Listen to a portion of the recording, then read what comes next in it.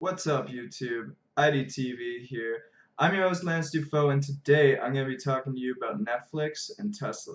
First thing I want to talk about is Netflix, which is a company that provides a streaming service to many countries across the world, allowing you to watch documentaries, movies, TV shows, anything like that. Okay, and it has seen 60% growth just this year, and it's seen 55% growth over last year. So those are huge increases in value. This recent increase in value, in my opinion, is because their subscriber base has increased substantially over the last few months, so that has caused their stock to just go very bullish. So another thing I want to mention is they make their own TV series, and I think that's a very good way to keep their subscriber base consistent, so no one unsubscribes, because they got to keep everybody entertained, right? And I think they do a very good job of that because they have many quite popular shows that they have produced themselves. Also, obviously, they have a lot of contracts with other companies, allowing them to play their media through their streaming service. All that being said, I will say that even with the new subscribers influx, the company is still a little overvalued. Like, it's, well, I guess that's debatable, but it has a P/E ratio of 187, which is very high. So like it doesn't make as a lot of money compared to how much money is invested in it. But if the trend of, if their subscriber base keeps trending this way, that will change very quickly because they'll be able to, with the kind of numbers they've been posting with the increases, if they can sustain that, they'll be making much more money quite quickly. As you can see, the market sentiment is quite bullish. I tend to feel that way too, though I'm not. I will say I'm not invested in Netflix personally, but I find it very interesting. Uh, I'm definitely keeping an eye on it, that's for sure. Next, I want to talk about Tesla, which I believe has made a bull flag. If you look at the chart here, okay, see at the end how it dropped off here and came back up, and then went up, down, up, down, up, down, and this is right at the end here. This is today. It has passed resistance levels. See how like it's trending down here, but we broke up past that. So the reason it's called a bull flag because just the way the movement looks. See how the pole would be here, and then this would be the flag. Okay, it's just trader terminology.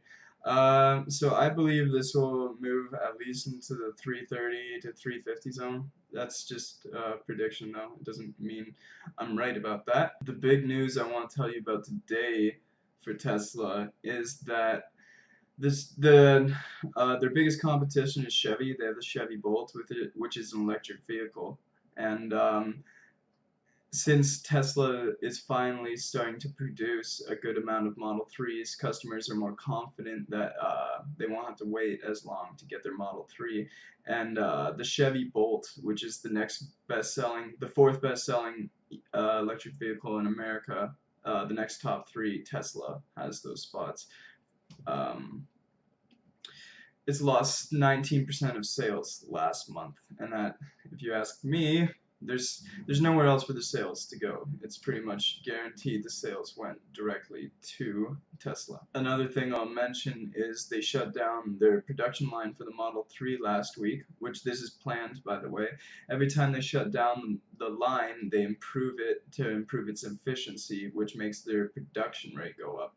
Okay, and I just wanted to point out this Tesla Model 3 tracker is based on VIN numbers that come out. So like when they sell a car, a VIN number is registered. So they're using these VIN numbers to see how many Model 3s are being produced by Tesla. And this peaked at 3,000. Now it's at, as you can see, it's at 2,050. But the reason this is getting hit so hard, I just wanted to explain, is because they had the line down for a week. So if you know anything about averages and stuff, if you're using just a flow of VIN numbers to calculate production. If it stops for a week, it'll really mess with the counter. So I believe they're gonna ramp production very good in well, very well in quarter two, sorry, of this year, which we are in. I think it's very promising. Another thing I want to talk about, this is a graph I found on Bloomberg, and sorry, one second, I'm gonna fix this.